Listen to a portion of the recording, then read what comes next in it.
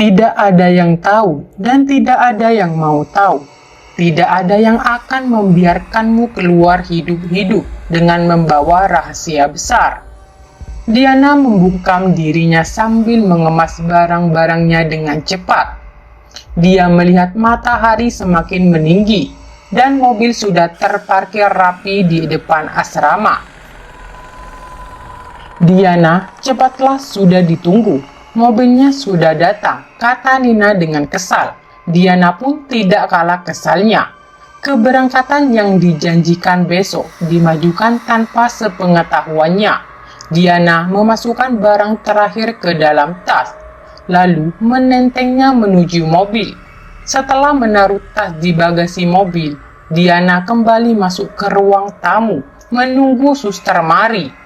Saat Suster Mari datang, Diana dan Susan mendekat. Tidak banyak yang dikatakan oleh Suster Mari, hanya pesan singkat. Hormati yang sopan di sana. Desa terpencil tidak sama dengan Jakarta. Di sana segala sesuatu lebih sensitif. Hati-hatilah. Wejangan dari Suster Mari masih terdengar jelas saat mobil mulai menjalankan mobil menjauhi asrama. Sebenarnya jika bisa memilih, Diana lebih suka ditugaskan di desa tempatnya bertugas tahun lalu.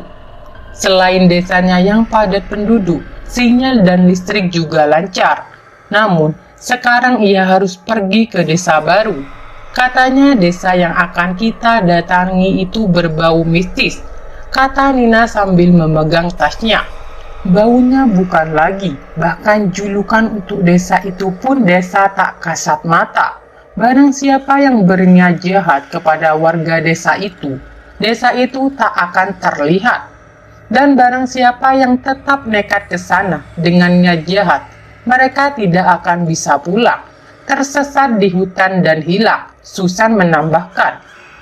Mendengar perkataan Susan, ekspresi ketakutan terpancar dari wajah Nina. Sedangkan Diana hanya diam sambil mengamati jalan yang mulai menjauh dari Jakarta. Perjalanan yang ditempuh cukup panjang, sekitar 2 hari 2 malam, jika tidak macet dan berjalan sesuai rencana.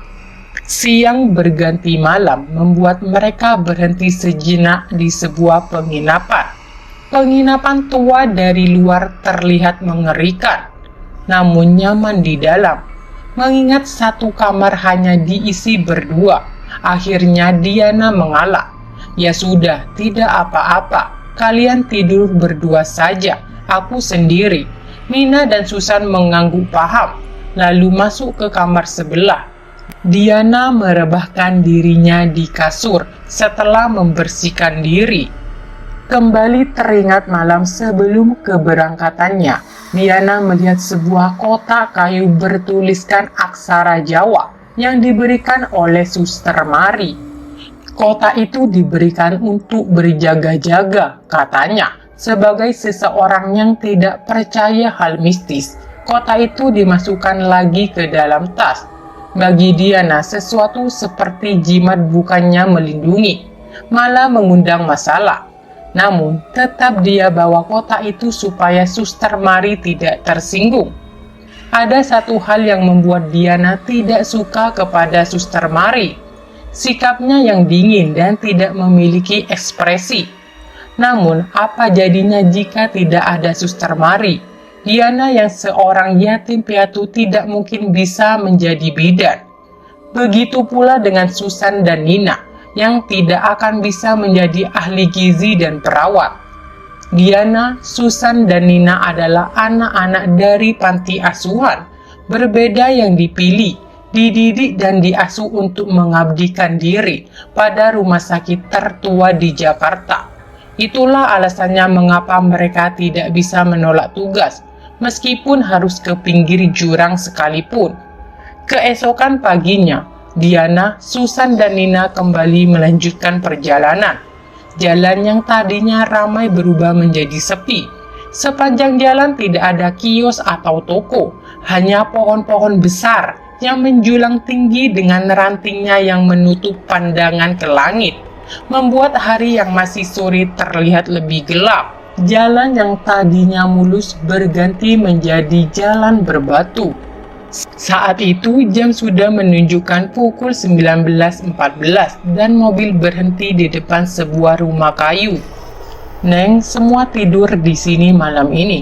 Besok baru Neng semua diantar untuk masuk ke desa itu. Desanya ada di balik bukit itu, kata Mang Yayan sambil menunjuk sebuah bukit. Itu mah gunung, jawab Diana. Maut itu gunung atau bukit, yang pasti desa ada di baliknya. Neng istirahat dulu, besok pagi-pagi buta Neng semuanya diantar ke sana. Jangan khawatir, kata Mang Yayan. Dengan serius Susan bertanya, emangnya kalau di sana kita kenapa, Mang? Mang Yayan hanya menggelengkan kepala, menanggapi pertanyaan Diana dan berkata, jangan terlalu banyak tanya, Neng. Lebih baik istirahat saja. Ya, Mang, kita masuk dulu ya, kata Diana. Mang Yayan setuju dan setelah menurunkan semua barang, dia pamit meninggalkan Diana, Nina, dan Susan di depan pintu rumah. Diana mengetuk pintu beberapa kali sampai akhirnya terbuka, memperlihatkan seorang perempuan parubaya bertubuh ramping dengan rambut disanggul dan mengenakan kebaya. Silakan masuk, Neng, kata perempuan itu halus, membawa Diana dan yang lainnya ke tikar yang di tengahnya sudah terdapat 4 cangkir teh panas. Setelah duduk, Diana memberanikan dirinya bertanya, habis ada tamu, Bu? Kalian tamunya, jawab perempuan itu. Diana mengernyitkan dahi. Kok pas sekali tehnya sudah disediakan, kata Diana melihat teh yang masih mengepul. Perempuan itu tersenyum simpul, namun tidak ada kerut di sudut matanya. Matanya pun kosong. Saya sudah tahu kapan kalian akan datang. Saya juga tahu kalau teman kalian ini sedang tidak enak badan. Katanya masih dengan senyum. Nama saya Lasmini, lanjut perempuan itu. Dia mengangguk. Saya Diana. Ini Susan dan yang tidak enak badan itu namanya Nina. Lasmini mengangguk, diminum dulu, mumpung masih panas. Susan menatap Diana, mungkin sama bingungnya dengan Diana. Namun karena tidak enak hati, Diana mengambil teh itu lalu meminumnya. Diikuti Susan dan Nina. Tidak ada yang aneh dari teh itu, sama saja dengan teh-teh yang lain. Setelah meminum teh, Diana dan yang lain diantar ke tempat tidur. Mbak Diana, panggil Lasmini. Iya, Bu, saya cuma mau pesan. Besok kalau kalian di hutan dan ada yang memanggil, jangan pernah dijawab. Maksudnya bagaimana, Bu? Tanya Diana. Bukannya menjawab. Setelah mengatakan itu, Lasmini pergi begitu saja. Diana yang tadinya hanya bertanya-tanya, kini menjadi semakin penasaran. Ayam berkokok bising sekali. Diana menutup mata agar lekas terjaga dan membangunkan Susan yang memunggungi Diana. San, bangun. Susan mengerjap matanya. Nina mana? Tanya Diana. Loh, tidurnya kan di sebelah kamu, kata Susan parau. Loh, terus di mana dia? Di kamar cuma ada kita berdua, kata Diana bingung. Halah, palingan pipis. Nina itu penakut, tidak mungkin pipis tanpa membangunkan salah satu di antara kita, sahut Susan. Iya, dia juga bukan bocah lagi, jawab Diana. Diana bangun dari tempat tidur, merasa aneh karena ayam sudah berkokok tapi masih gelap. Dia menuju ruang dengan tungku yang menyala dan melihat Nina duduk di depan seperti sedang menghangatkan diri. Nina, gimana rasanya pulang? Tanya Diana, bingung dengan apa yang dikatakan Nina. Diana memandang ke arah suara pintu diketuk. Neng, Neng, panggil seseorang. Diana memandang ke arah suara sampai akhirnya kembali memandang ke arah tungku. Semua ini gara-gara kamu. Mati kamu Sumiati, kata seseorang yang berlawanan dengan suara tadi. Apa yang terjadi, Neng? Tanya kepala desa. Kenapa kamu? Bukannya tadi lari nyari Nina? Jawab Diana tak percaya dengan apa yang dialami barusan. Jangan ditanyain, enggak jawab, kata Pak Kades. Loh, dia rambutnya panjang lurus enggak, Pak? Tanya Susan khawatir. Enggak tahu pastinya, Neng. Mari ke rumah warga yang menemukan Nina di dapur. Jawab Pak Kades, tapi dia aneh. Tambah Diana sambil memegang lehernya. Mari kita coba lihat, kata Pak Kades beranjak dari tempat tidur. Setelah dicek tidak ada siapapun di dapur. Dia ada di sini, Pak, kata Diana. Sudah, mari kita cek ke rumah warga. Siapa tahu yang ditemukan temannya kalian. Akhirnya Susan dan Nina setuju mengikuti Pak Kades. Matahari sudah tampak saat mereka sampai di rumah warga. Mana perempuan yang kamu temukan tadi? Tanya Pak Kades tanpa banyak bicara. Lelaki tua itu masuk ke dalam rumah dan setelah beberapa saat membawa perempuan dengan tatapan kosong. Nah, kata Susanari mendekati Nina, temanmu ini saya temukan di jalan dengan kaki telanjang. Saya tanya juga tidak jawab. Diana menapaskan napas panjang sebelum pagi. Kalau bisa ditunda bagus, tapi bagaimana cara menunda? Sedangkan sinyal saja tidak ada, kata Susan. Jelas tidak bisa ditunda. Saya saja untuk meyakinkan sudah susah. Bagaimana kalau sampai ditunda, kata Pak Kades. Susah gimana, Pak? Mereka lebih percaya sama dukun daripada tenaga medis, jawab lelaki tua itu. Ditangani dengan cepat, matahari semakin tinggi. Pak Kades, bahaya buat mereka kalau sampai kemalaman, kata lelaki tua itu khawatir. Baik, begini saja, kita ke Pak Doho. Kita tanya bagaimana baiknya, kata Pak Kades. Siapa Pak Doho? Tanya Susan. Sudah, kalian ikut saja. Susah untuk menjelaskan pada kalian, pasti kalian tidak percaya, jawab Pak Kades. Susan menurut, Diana pun sama, tak ada lagi pertanyaan yang diajukan. Mereka merangkul Nina untuk menemui orang tersebut.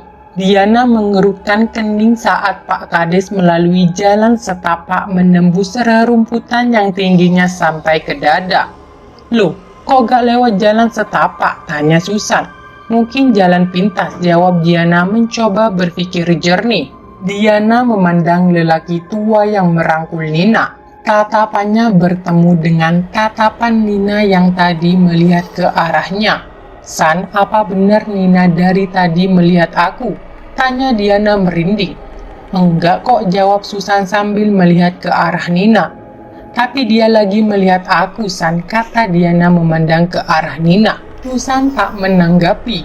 Diana tetap fokus ke punggung Pak Kades agar tidak ketinggalan. Melihat rumput semakin panjang, Pak Kades berhenti di sebuah rumah panggung dari kayu. Rumahnya benar-benar terpencil, sama sekali tak ada tetangga, dan di sekelilingnya ditumbuhi bambu kuning dengan pohon beringin tepat di belakang rumah. Astaga, kata Diana memikirkan siapa gerangan orang yang mau tinggal di rumah itu. Rumah itu terlihat lebih seperti sarang setan. Pak Doho, Pak, teriak Pak Kades dari bawah rumah. Suara derit pintu membuat semua mata berfokus pada rumah tersebut. Dari dalam keluar seseorang dengan baju serba hitam, dengan udeng di kepalanya. Raut wajahnya seperti terkejut saat melihat ke arah Diana. Namun segera disingkirkannya raut wajah tersebut. Ada apa? Tanya Pak Doho. Tolong perempuan ini, dia linglung. Saya gak bisa nangani, kata Pak Kades. Pak Doho mengamati Nina sebelum akhirnya menyuruh mereka masuk. Dari dalam bau dupa sangat menyengat, mengingatkan Diana pada bau kamar Suster Mari. Mereka duduk bersila berhadap-hadapan dengan Pak Doho. Namun, ada hal yang membuat Diana risih. Perasaan linglung dari Nina dan tatapan Pak Doho yang berfokus padanya. Pak Doho menatap Diana lekat, namun tak melanjutkan kata-katanya. Doho, jangan bertele-tele. Anak-anak harus sudah sampai ke desa sebelum malam.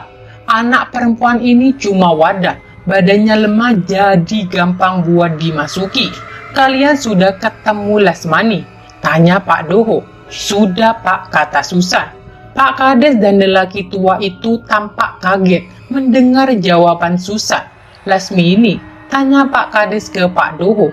Sepertinya dia datang untuk memperingatkan, seperti 2 tahun silam, jawab Pak Doho. Omong kosong, kata Pak Kades dengan tatapan tak percaya. Anak itu pulang, Kades lanjut Pak Doho dengan tatapan penuh arti. Diana tidak mengerti tentang apa yang dibicarakan. Yang bisa Diana tangkap ada kejadian besar yang pernah terjadi di tahun yang lalu. Pak Doho menyuruh lelaki tua itu untuk mendekati Nina. Dipegangnya kepala Nina dengan bibir yang terus bergerak seperti tengah meramalkan mantra. Nina meracau dengan intonasi tinggi, namun bahasanya sama sekali tidak dimengerti oleh Diana.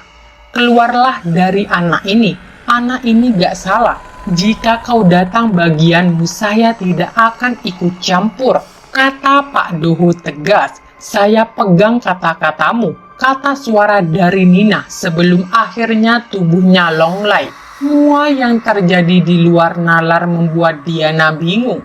Kamu khawatir sama temanmu? Tanya Pak Doho. Dia kan sahabat saya, jawab Diana bingung. Yang harus kamu khawatirkan itu diri kamu sendiri. Kalau sampai terjadi sesuatu sama kamu, satu desa gak ada yang bisa bantu, kata Pak Doho. Diana mengerutkan dahi, bingung dengan yang barusan Pak Doho katakan. Pak, sebenarnya siapa itu Lasmini? Tanya Diana lagi. Kamu tidak pernah bertemu dia, dan saya berharap itu tidak akan terjadi. Sayangnya, dia menemuimu, dan saya tidak bisa berbuat banyak, kata Pak Kades dengan tatapan datar.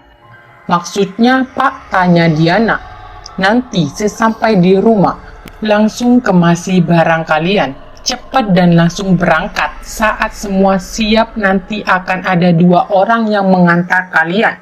Jangan bertele-tele jika tidak mau celaka, kata Pak Kades dingin. Diana dan Susan sudah siap dengan tas yang mereka sandarkan pada kursi depan rumah.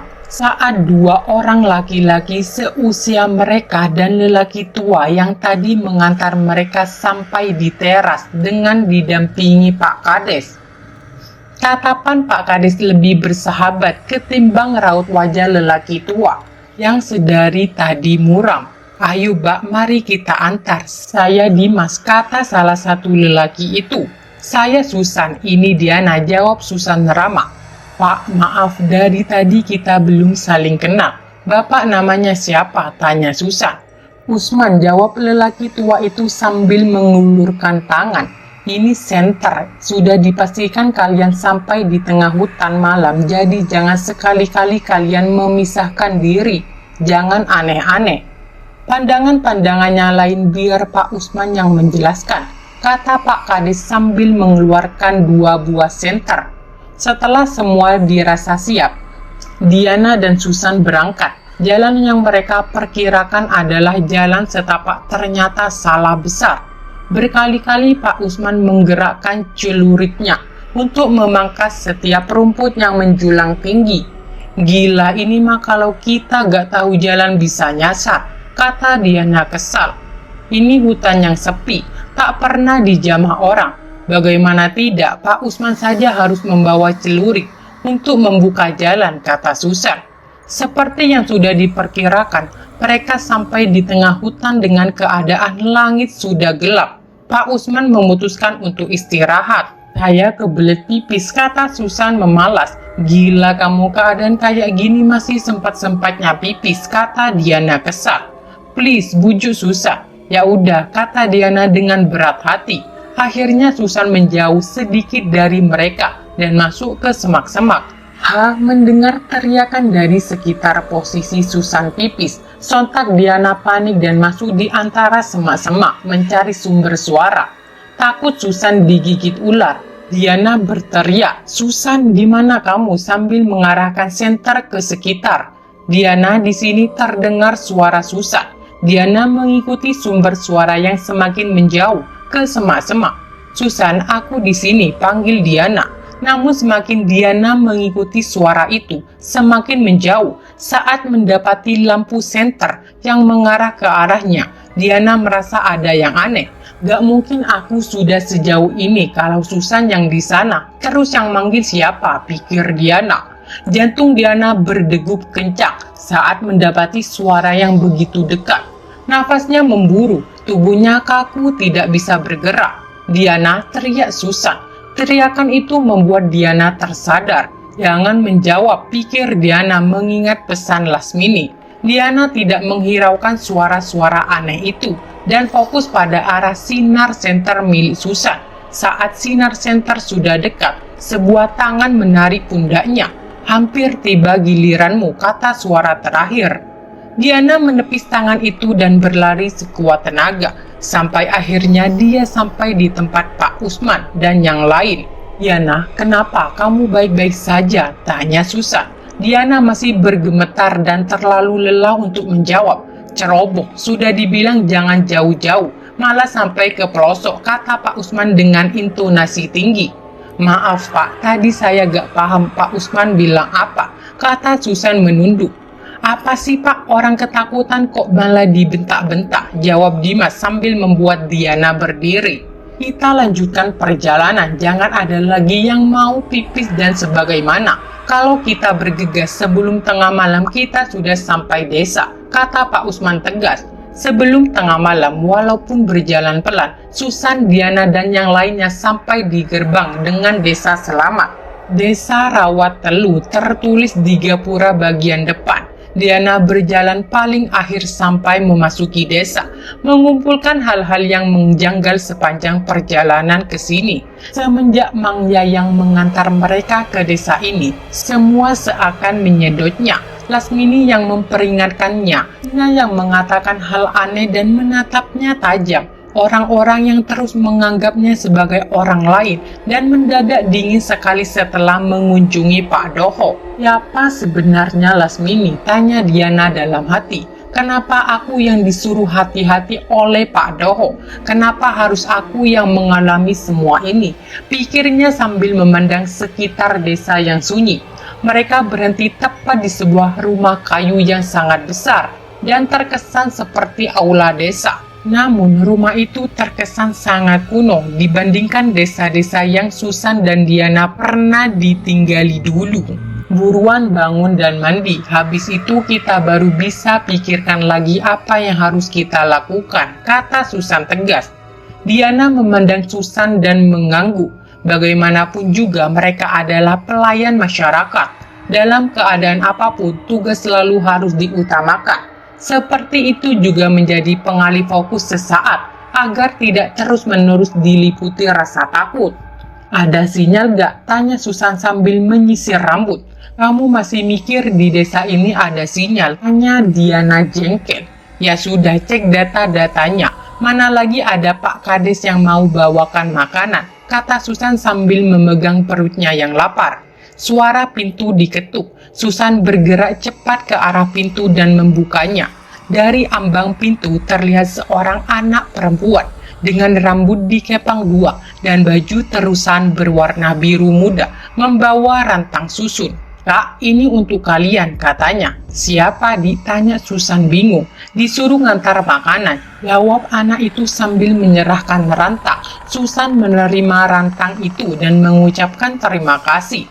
Anak itu mengangguk singkat lalu berlari pergi. Susan berjalan keluar ke arah ambang pintu. Matahari sudah mulai naik, memperlihatkan desa yang dihimpit beberapa gunung. Pandangannya tertarik pada seseorang yang memandangnya dari balik pohon. Susan mengira itu anak kecil. Namun pandangan remang karena rimbun daun menghalau cahaya matahari. Nafas Susan memburu, mengingat kejadian semalam saat dirinya pipis dan sesuatu membawa Diana masuk jauh ke rimbunan rumput dengan banyak mata bercahaya yang membuntuti. Tidak mungkin sampai di sini, gumam Sunan tak percaya. Kenapa? Tanya Diana, membuat Sunan terkaget dan hampir saja menjatuhkan rantang. Hati-hati dong, lapar malah mau ditumpahin, kata Diana. Tidak, ayo masuk, kata Susan dengan raut wajah ketakutan. Dirinya saja yang tahu memberitahu Diana hanya akan membawa perdebatan. Diana membuka rantang makanan tersebut. Di dalamnya terdapat nasi, telur goreng, daging ayam, dan pisang. Diana tahu bahwa Susan tengah menyembunyikan sesuatu. Ekspresi dan kejadian semalam sudah cukup untuk mengetahui apa yang terjadi. Apa yang kamu lihat jangan pernah diceritakan ke aku. Toh yang diincar aku, bukan kamu, kata Diana sambil menyendukkan nasi dan lauk untuk Susan. Susan ingin menyanggah, namun Diana memotong. Jangan disanggah atau menghiburku. Aku sudah cukup lama mengabdi ke rumah sakit sialan itu. Aku dan kamu pun sering datang ke desa, tapi yang seperti ini bukan hanya di desa ini, kata Diana dengan emosi yang ditahan. Sebelum datang ke sini, aku dikasih jimat oleh Suster Mari. Kamu dan Nina enggak kan? Jelas Suster Mari tahu tempat ini membahayakan, tapi dia tetap mengirim aku ke sini. Untuk apa? Jelas untuk uang dari pemerintah. Kalau poker jalan, nama rumah sakit dan uang masuk kita. Tinggal nyari gantinya kalau kita sampai kenapa-napa. Dia merasakan bukan hanya ketakutan, namun amarah dan jengkel menjadi satu menyeruak di dada hingga menimbulkan sesak. Susan menunduk, sebenarnya sedikit terpengaruh mendengar Suster Mari memberikan jimat seakan kejadian ini sudah dipergerakkan. Makan, kata Diana dingin, makan selagi sempat. Orang sakit gak akan berguna di pelayanan hari ini, kata Diana sambil memasukkan sesuap nasi tanpa merasakan rasanya. Susan mengikuti, masukkan suapan nasi dengan pandangan kosong. Jam sudah menunjukkan pukul 10 pagi, namun yang datang tak lebih dari beberapa orang. Padahal jika dihitung ada sekitar 50 kepala keluarga di desa ini. Maaf, ibu bapak ini yang lain pada kemana ya? Tanya Susan mencoba ramah. Di kebun, di rumah. Di sini yang percaya dokter cuma sedikit. Lain kalau sakit ya kadang seperti yang kakung, kata seorang ibu yang tengah hamil besar. Terus jaga mulutmu, kata lelaki di sebelahnya. Susan mengamati seperti Eyang Kakung yang dimaksud mirip dengan Pak Doho. Eyang Kakung itu siapa ya? Tanya Susan mencoba mengulik. Sesepuh di desa ini, jawab lelaki itu sambil menepuk paha istrinya saat hendak menjawab. Dari sekian orang yang berbicara satu sama lain, mereka tidak menggunakan bahasa daerah dan dari pakaian mereka terlihat lebih modern dibanding dengan kebanyakan penduduk desa ini. Baik, langsung kita mulai saja ya Pak Bu. Nanti bisa minta tolong untuk disebarkan ke yang lain juga, kata Diana mendahului. Perkenalkan, nama saya Diana. Saya bidan, jadi jika ibu atau istri dan warga yang lain merasakan keluhan seputar kehamilan atau konsultasi program kehamilan, segala yang berbau itu bisa langsung konsultasi ke saya ya, Bu, Bapak, kata Diana. Saya Susan, saya di bidang kesehatan. Saya setiap minggunya akan membahas pola hidup sehat, pangan, kesehatan lingkungan, dan lain-lain, kata Susan singkat, sekaligus menjelaskan posisi Nina sebagai perawat dan alasan Nina tidak bisa hadir. Selesai membahas poker, Diana naik ke atas. Di kemana? Tanya Susan. Ngambil dompet, jawab Diana. Kalau mau cari informasi pertama-tama kita harus ke warung. Diana yakin bahwa tempat informasi terbaik adalah warung kopi. Dari tadi berjalan, mereka hampir frustasi karena tak ada satu warung pun yang terbuka. Ditambah jalan yang masih asing bagi Susan dan Diana, jarak antara rumah satu dengan yang lain pun berjauhan. Sampai akhirnya mereka menemukan satu warung yang ramai sekali. Satu-satunya warung yang dibuka. Tui mana rame, kata Susan. Ayo, jawab Diana sambil menarik tangan Susan. Sesampainya di ambang pintu, beberapa orang menatap Diana dan Susan dengan tatapan tanya. Mungkin karena Susan dan Diana masih baru di sini. Loh, Ibu bidan, seru seorang ibu warung dengan antusias. Ibu itu adalah ibu yang sempat Susan tanya saat pengenalan poker. Susan merasa ini kebetulan yang menyenangkan. Ibu, jawab Diana antusias. Mau nyari apa Bu bidan? Tanya ibu warung. Kopinya satu, Bu, teh panasnya satu, jawab Diana. Mengingat Susan memiliki riwayat emah. Oh ya, silakan masuk, jawab ibu warung. Diana dan Susan pun masuk sembari memasang telinga baik-baik. Tatapan orang-orang sudah memudar. kembali fokus dengan obrolan masing-masing. "Bapak sudah jual kambing?" tanya seorang pria. "Sudah, kemarin ke kampung sebelah. Sekarang di desa cuma bisa ternak, nggak bisa dibuat tanah. Sudah 20 tahun berlalu, kesalahan sedikit saja bisa panjang urusannya," jawab pria lain.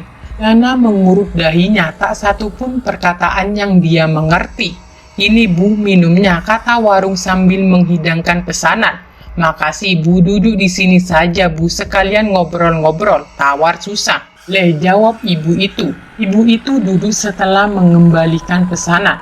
"Ibu ngerti mereka ngomong apa?" tanya Susan. "Ngerti dong, ibu dulu kecil di sini, lalu merantau karena sawah gagal panen. Terus mau dijual juga tanah warisan pamannya. Jadi merantau, padahal tanah pedesaan Bu harusnya subur," jawab ibu itu. "Dulu sangat subur," lanjut ibu itu. "Desa limpah. Tapi sejak 20 tahun yang lalu mulai berubah." "Rubah karena apa Bu?" tanya Susan. "Dulu sempat ada orang kota datang ke sini, melakukan semacam perjanjian dengan penunggu desa. Syaratnya bayi yang wetonnya salah, sawagi. Waktu itu hanya ada satu bayi. Orang tuanya dibayar mahal agar anaknya bisa dijadikan tumbal. Uangnya sudah dikasih, namun ibu dari bayi itu tidak tega. Dibawanya bayi itu ke desa seberang, lalu ditolong oleh Doho, sesepuh desa seberang. Namun perjanjian dengan penunggu sudah dilakukan, dan betapa marahnya penunggu itu saat tumbal yang dijanjikan tidak ada. Yang terkena imbas adalah desa kami. Hasil panen selalu buruk, padahal sudah kita usahakan untuk mengganti tumbal itu dengan hewan ternak, namun tak pernah berhasil." Bu itu berbicara dengan suara sekecil mungkin. "Jadi hal itu Bu yang membuat tak ada akses jalan ke desa seberang?" tanya Susan. "Benar, saat itu semuanya marah, walau sebenarnya bukan salah desa seberang, melainkan salah orang kota dan sesepuh desa kami. Namun orang kampung dihasut kalau bayi itu jadi ditumbalkan dan tidak dibawa kabur. Sudah pasti panen desa kita semakin besar.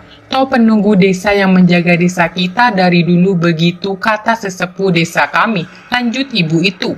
"Lu kabar ibu bayi tersebut bagaimana Bu?" tanya Diana. "Dipasung warga hingga tewas, sedangkan suaminya dijadikan ganti tumbal. Namun bukannya senang, penunggu desa bahkan semakin marah. Anak itu sudah ditandai, nasib baik jika anak itu jauh dari desa. Tapi kalau sampai kembali, sudah dipastikan dia tidak akan selamat," jawab ibu itu dengan tatapan tajam. "Anak itu tidak pernah kembali kan?" tanya seseorang lelaki dengan tatapan tajam. Ibu itu kaget, anak itu Lasmini. "Apa?" jawab ibu itu sebelum akhirnya terdiam. Diana sudah tahu bahwa dia sudah ditandai, jadi lebih berhati-hati. "Susan, ayo pergi," kata Diana dengan nada dingin. Mereka bergegas keluar dan kembali ke rumah dengan perasaan tidak tenang. Langit hampir gelap saat mereka sampai di rumah. Susan mendapati rantang makanan, berarti tadi anak Pak Kadis sudah sempat ke sini. Diana duduk dengan tatapan kosong. "Kalau aku bayi tumbal itu yang kita lihat di rumah itu ibuku," kata Diana. "Pintu terbaring, kamu jangan ngomong sembarangan. Semakin kamu tahu, mungkin saja semakin cepat penunggu itu datang," jawab Susan dengan suara bergetar. "Sebentar lagi gelap, apalagi yang akan terjadi?" tanya Diana pucat. Diana berlari menaiki tangga, meninggalkan Susan yang masih terpaku karena bantingan pintu tadi. "Bongkarnya seisi tas dengan kasar, katamu," kata Diana sambil mengalungkan kalung yang sempat diberikan Suster Mari. Teriak Susan di lantai bawah membuat Diana buru-buru menuruni anak tangga. Namun betapa terkejutnya Diana saat separuh anak tangga ia turuni. Terlihat sosok besar tinggi dengan rambut menjuntai sampai ke bawah tanah. Tangannya mengulur kepala Susan, menjambak sebagian rambutnya, lalu mengangkat rambut itu sampai kaki Susan tak menapak ke tanah. Sosok itu menatap Diana dengan mata yang merah menyala, sedangkan taringnya keluar dari bibirnya yang berwarna merah darah. "Sudah kutunggu 20 tahun lamanya. Setelah kamu datang, kamu mau main denganku?" tanya makhluk itu dengan suara yang mengerikan. Diana membeku, nafasnya semakin memburu melihat sosok itu mulai menjulur lidahnya. menjilati seluruh muka Susan dan setelahnya tertawa nyaring. Sudah banyak nyawa hilang karenamu. Semakin kamu lari, semakin banyak yang hilang. Lanjut makhluk itu. Diana mengerutkan pandangan sosok itu. Kenapa nak, gara-gara temanmu, kata makhluk itu dengan tatapan tajam. Sialan iblis kalian semua, teriakan Diana frustasi. Kalau kau berpikir jimat itu adalah pengikat, sekali kau pakai tak akan bisa lepas. Sejatinya kamu ditumbalkan untuk menjadi, kata makhluk itu sebelum Diana memotongnya. Lepaskan dia, kalau mau aku cukup bawa aku saja, jawab Diana pasrah. Manusia, kata makhluk itu sembari melepas rambut Susan. Kamu tentu masih ingat petuahnya. Kata makhluk itu mendekatkan wajahnya pada Susan. Larisan, teriak Diana tanpa harus disuruh 2 kali. Susan berlari sekencang-kencangnya, menembus rimbunnya pohon. Tak ada yang gratis. Kalau bukan bagian tubuhmu untuk membayar, sudah bisa dipastikan separuh warasmu akan melemah. Petua itu terus terngiang-ngiang di kepala Susan. Susan terjatuh, badannya sudah tak kuat berjalan, dirasakan tanah basah. Dia hanya seorang diri tanpa bahu, di mana jalannya akan membawanya pulang. Tolong, suara itu begitu familiar. Astaga, rasanya memang separuh warasku akan hilang. Bahkan aku bisa mendengar suaramu, gumam Susan. Jika memang kamu menjadi kaumnya, seenggaknya biarkan aku hidup.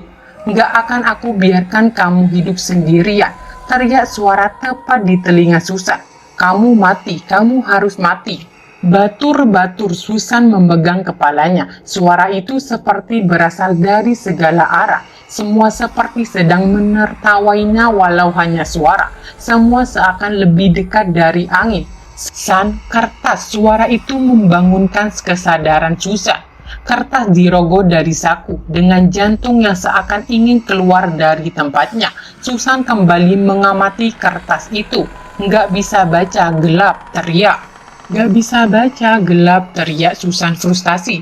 Jangan noleh ke belakang, kata seseorang dengan lembut. Siapa? Tanya Susan dengan suara bergetar. Lasmini, kertas itu berisi penawaran. Baca dan lakukan penawaran itu. Dengan begitu warasmu akan tetap utuh. Ku bantu, suara itu terlihat jelas di telinga Susan. Susan mengingat-ingat apa yang harus diucapkan. Ikuti ing jagat lelembut nyuwun pengasih, tak tawarno awak kanggo pulih kabutan pikir, kanggo bagian awak sing kok pilih. Saiki aku susah nimbali awakmu kanggo rerebu. Artinya di tengah makhluk aku minta dikasihi, tawarkan badan agar dari pikiran. Pulihkan dengan bagian badan yang kamu mau. Sekarang aku memanggilmu untuk bicara. Susan mengulangi kalimat itu dengan nada bergetar. Lambat laun satu persatu wujud mulai terlihat. Seorang anak kecil berkepala besar, wewe gombel, pocong kuntilanak, anak perempuan setengah ular, sosok tinggi yang menjulang melebihi pohon, kakek tua berbahu putih, banyak orang berbaju hijau, dan sosok asap yang membentuk wujud manusia. Dan yang terakhir adalah sosok besar tinggi dengan rambut menjuntai yang mengganggu Susan tadi. Semua wujud terlalu nyata untuk Susan, yang sekalian tak pernah melihat hal semacam itu. Susan yang kaget tertuduk dan menangis hingga suaranya habis. Bahkan dia sendiri tidak tahu apa yang sudah dia ucapkan. Bilang anak itu, aku minta suaranya, kata sosok besar. Dia minta suaramu, kata sosok Lasmini. Susan tak mampu berbicara, yang bisa dia lakukan hanyalah mengangguk. Lambat laun satu persatu sosok menghilang, hingga akhirnya semuanya gelap. Susan terbangun di pinggir jalan setapak, ditemukan oleh Dimas yang hendak mencari makanan kambing. Loh, Mbak Susan, teriak Dimas kaget melihat Susan. Susan membuka matanya, dia selamat. Namun saat Susan hendak mengatakan sesuatu, tak ada sepatah kata pun yang keluar dari mulutnya. Dimas membopong Susan untuk mencari pertolongan. Setelah kejadian itu, Susan dan Diana semakin memahami bahwa desa ini menyimak banyak misteri yang tidak terduga. Mereka bertekad untuk mencari solusi agar desa ini bisa kembali normal dan bebas dari kutukan yang mengerikan.